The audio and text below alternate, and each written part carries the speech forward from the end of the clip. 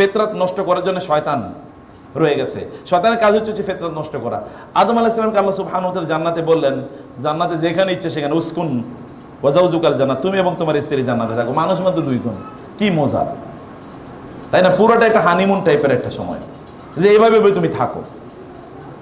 এখনো তো ওইখানে তো কোনো সন্তান টন্তান কিছুই হয় না, কেবল স্বামী স্ত্রী টুগেদার, একজন আরেকজনে, আমি তোমার জন্য তুমি কেবল আমার জন্য, এইরকম একটা টাইপের সময়। আর আল্লাহ তাআলা বলেন লা তাকরাবা হাযিহিশ শাজারা, don't come closer to this tree. কেবল একটা মাত্র গাছ, জান্নাতে গাছ কয়টা? হ্যাঁ, কয়টা গাছ বলতে পারেন কেউ? অগণিত না? অগণিত মানে তো অগণিত, অগণিত অগণিত। এইরকম জান্নাতে, জান্নাতের ছোট একটা জায়গা না যে এটা অ্যামাজন ট্রি অথবা সুন্দরবন, তার চেয়ে তো বড় নাকি ছোট তার চেয়ে? এইরকম জান্নাতে একটা মাত্র গাছের কাছে যেতে নিষেধ করেছেন। শয়তান ওই গাছটাই খুঁজে বের করছে। কত বড় শয়তান হতে পারে এটা চিন্তা করে দেখেন।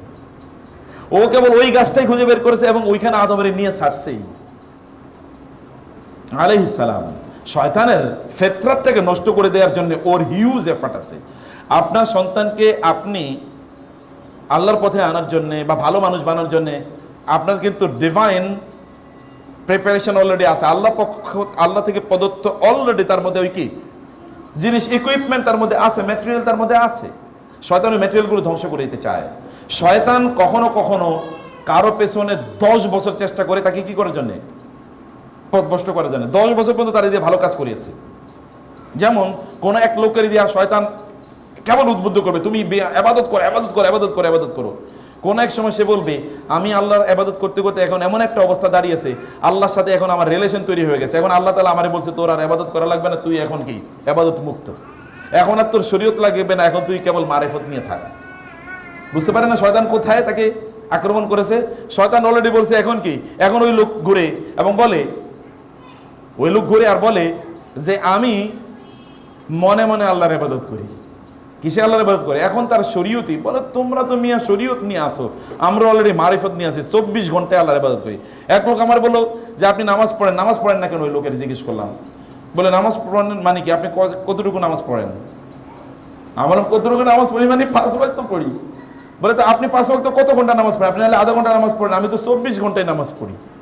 তাই বললাম সুবহানাল্লাহ, এটা কিভাবে সম্ভব? বলে আমি মনে মনে নামাজ পড়ি। এখন যেমন মনে মনে ট্রান্সজেন্ডার, শরীফ থেকে শরীফা, তাই না? মনে মনে ছেলে, মনে মনে মেয়ে, ওই লোক মনে মনে আল্লাহর ইবাদত করে। তাহলে এই শয়তানকেও তার পেছনে ইনভেস্টমেন্ট করেছে গত 30 বছর এবং করে তাকে এভাবে পথভ্রষ্ট করে রেখেছে। আপনি আপনার সন্তানদের মধ্যে ফিতরাত যেটা আছে, প্রিয় বোনেরা, আমি বলছিলাম ফিতরাত এটা যেন নষ্ট না হয়ে যায়। ফিতরাত মানে কি বুঝতে হবে? ও ভালো মানুষ হিসেবে জন্ম নিয়েছে, ও আল্লাহর প্রিয়তম বান্দা হিসেবে জন্ম নিয়েছে, এবং ও যদি তখন মারা যেত, ও কিন্তু জান্নাতে সাধারণ জায়গায় থাকতো না, ও কিন্তু কি জান্নাতে এরকম জায়গা থাকতো, গিলমানুম মুখাল্লাদুন ইয়াতুফু আলাইহিম গিলমানুম মুখাল্লাদুন বিআকওয়াবিন ওয়া আবারিক ওয়া কাকসিম মিন মাইন লা ইয়াসাদউনা আনহা ওয়া লা ইউনজিফুন। তাদের কাছে গিলমান মুখাল্লাদুন, চিরস্থায়ী কিছু বালক আপনাদের চারপাশে জান্নাতে ঘুরতেই থাকবে, বিভিন্ন ধরনের পানপাত্র নিয়ে, পানপাত্র মানে বিভিন্ন ধরনের ড্রিঙ্কস নিয়ে আপনাদের সামনে থাকবে। এই ড্রিঙ্কসগুলো আপনি খাবেন এবং ওরা আপনার পেছনে আপনার চারপাশে ঘুরবে। বাচ্চারা যদি এমনি দৌড়ায় তাহলে তো এমনি ভালো লাগে। আর জান্নাতের বাচ্চাদেরকে ব্যাপারে আল্লাহ তাআলা কি বলেছেন? কাআন্নাহুম লুলুউম মাকনুন। জান্নাতে এই যে আপনাদের বাচ্চারা যারা জান্নাতে যাবে, এদের ব্যাপারে আল্লাহ বললেন এরা হচ্ছে লুলুউম মাকনুন। যদি এমনিতে মুক্তা তো এমনি জলজল করে, কিন্তু যেই মুক্তাটি আপনি একেবারে যত্ন করে রেখেছেন, সামান্য ধুলাবালিও যেন এর মধ্যে না পড়ে, এটা কেমন জলজল করতে পারে বলেন তো? এইরকম জলজল যেন করবে, মুক্তর মতো এরকম জলজল করতে থাকবে বাচ্চাগুলো, চেহারা থেকে আলো ঠিকরে পড়বে ফ্লাড লাইটের মতো। এইরকম বাচ্চাই তো আপনার সামনে, আপনাকে তো আল্লাহ এরকম বাচ্চা দান করেছেন।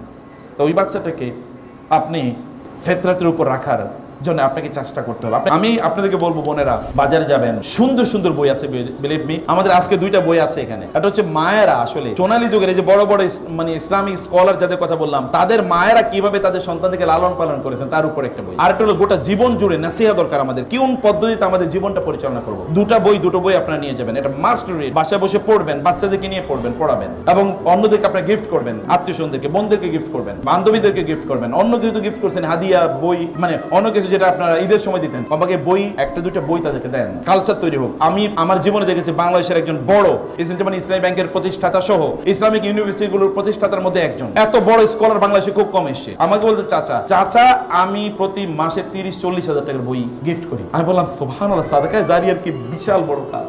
বান্ধবীদেরকে বই গিফট করেন, তাদেরকে বলেন কিভাবে তারা ভালো মানুষ হবে, আর তারা ভালো মানুষ কিভাবে বানাবে, এটা তাদের মধ্যে তৈরি করা, ওদের মধ্যে সেলফ এস্টিম তৈরি করা, বাচ্চাদের মধ্যে সেলফ এস্টিম।